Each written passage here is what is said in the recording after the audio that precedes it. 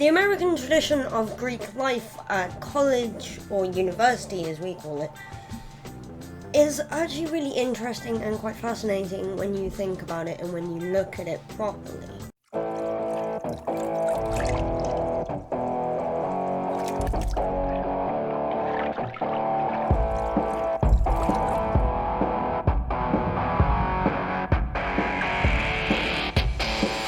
Hey guys, welcome back to the show, welcome back to the diary. So yes, I'm kind of gonna try and answer the question of should Greek life in colleges or universities be abolished? No, I really don't think it should be abolished, because if you look at the idea behind Greek life, what it was set up to be, it was set up to be this great way for college, university students to relax, to chill out, to socialise, and to have a group of friends. But these days it's become a pass, it's become a staple. If you have, say, I'm gonna put it out there and say that Eton College does Greek life. I'm not saying it does, I'm just saying if it did.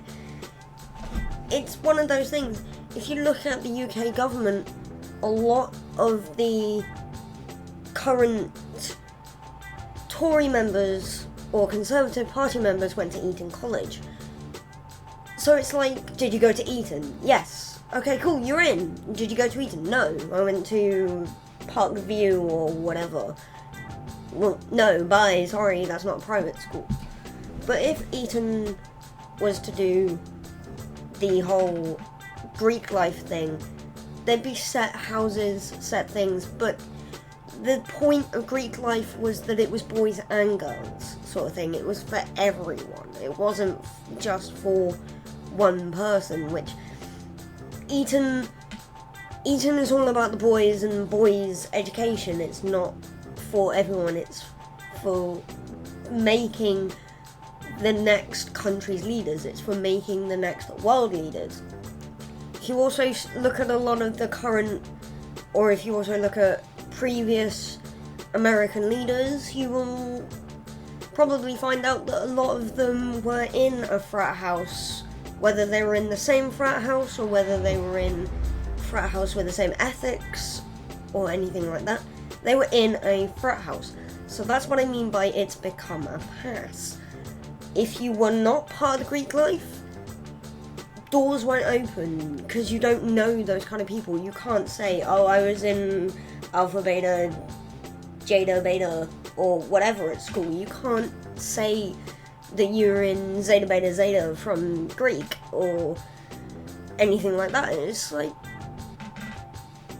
when you make it into a pass and you don't have that start, you don't have that privilege in life, it makes it really difficult to get work. It makes it really difficult to actually prove yourself, which is one part of it that I think shouldn't be allowed. I don't think Greek life by itself should be abolished, because it is a great opportunity to make friends, it is a great opportunity to socialise, and it does, if each frat house or fraternity house, fraternity, frat, same thing, fraternity and frat house are teaching the right sort of things, and the heads of those houses are actually mature and decent enough to teach their pledges how to behave, how to grow, and how to be responsible, and what a proper good adult looks like. Kind of lost my flow there now. Damn it. But no, I'm just kind of saying that if you teach that your frat house, your house is the best, you will then get into a job because you're in that house, you're kind of teaching the wrong thing. If you're teaching that while your house might be the best on campus, that you are still good people and it doesn't matter whether you are the best on campus or not. There are other houses out there with students in that could take your job because they are just as good as you are. Then you're kind of teaching more the better thing, or the better lesson, basically. If you guys can kind of guess what I'm trying to say or gather what I'm trying to say, then you know what I'm trying to say. It's like I said, these are unscripted, so it's really hard for me to remember where I'm going, what I'm doing, where I'm at, and all sorts like that. But the thing about Greek life that should be abolished, or at least changed, is the pledge. I can't remember the proper name for it, but it's the test that they do on pledges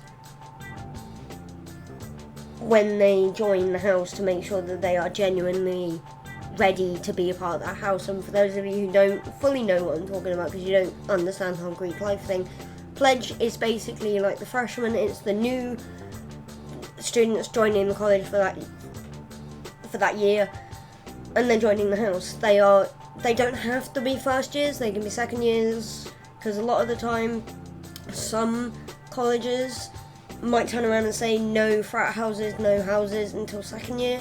Some people personally will say, I don't want to be a part of any kind of house until the second year because I want to get the first year out of the way, and all sorts like that. But when you start to join a house, you become a pledge. Little brothers, little sisters, big brothers sort of thing. So when you are initiated, that was it, the initiation. Initiated into the house, you get big brother, big sister, and you are the little brother, little sister. But it's the pledge initiation that needs to be looked into a bit better. Fraternity houses, women, ladies, we're a bit more sensible, don't you think? Boys, oh boys, oh boys, oh boys.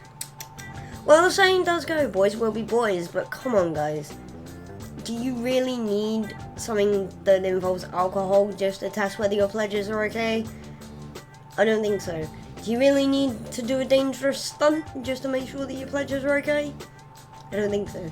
There are several pledges, several people across America who have jumped into the Greek life and taken part in the pledge initiation and got themselves hurt or worse, and it's that needs to stop.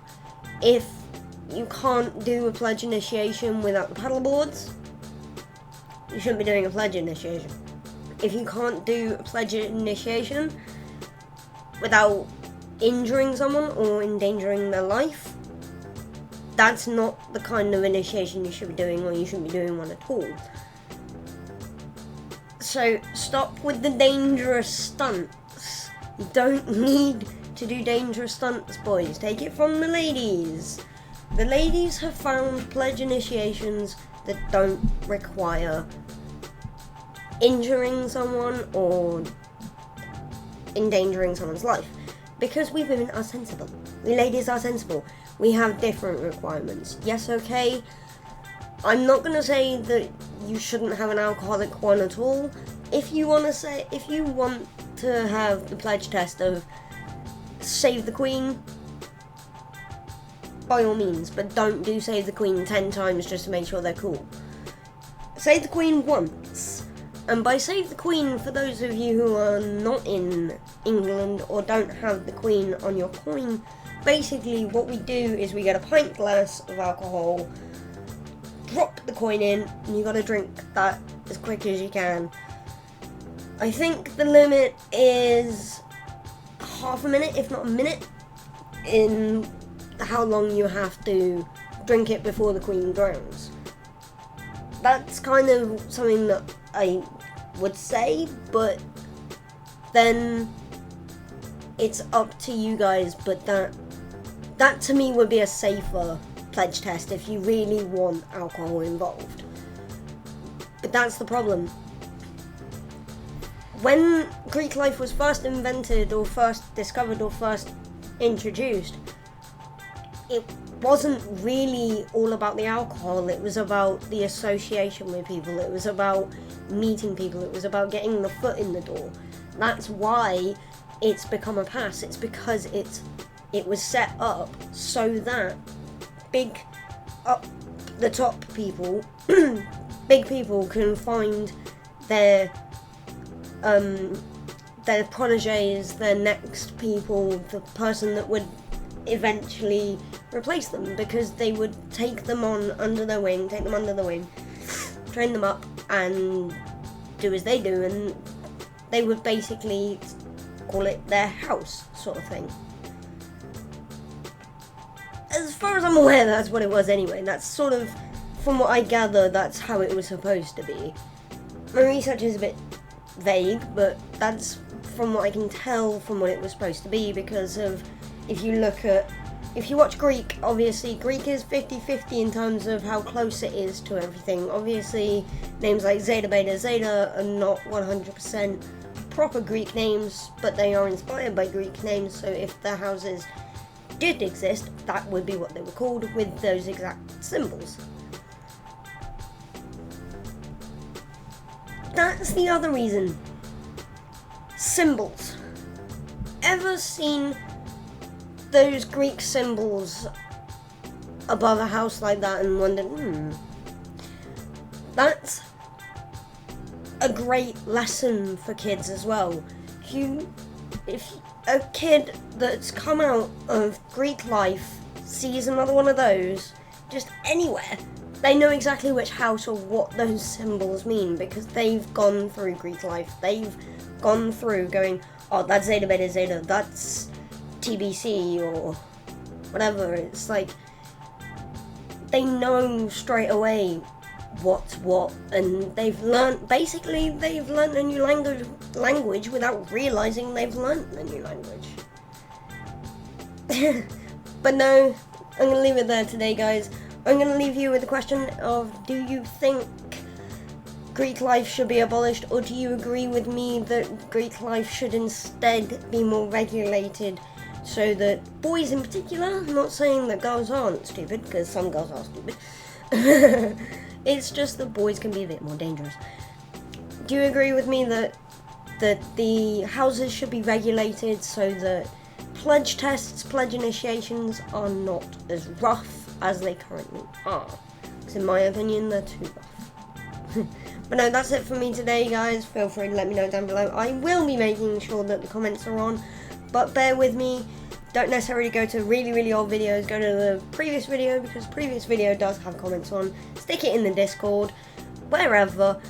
Just let me know, because even though I turn it on, it'll turn itself back off again. But no, that's it for me today, guys. Let me know down below, and I'll see you tomorrow. See ya. Put a little bit of shit, put a little bit of shit, put a little bit of shit. Get a little bit of gasoline. Welcome to another crime scene. Get a little bit of gasoline. Welcome to another crime.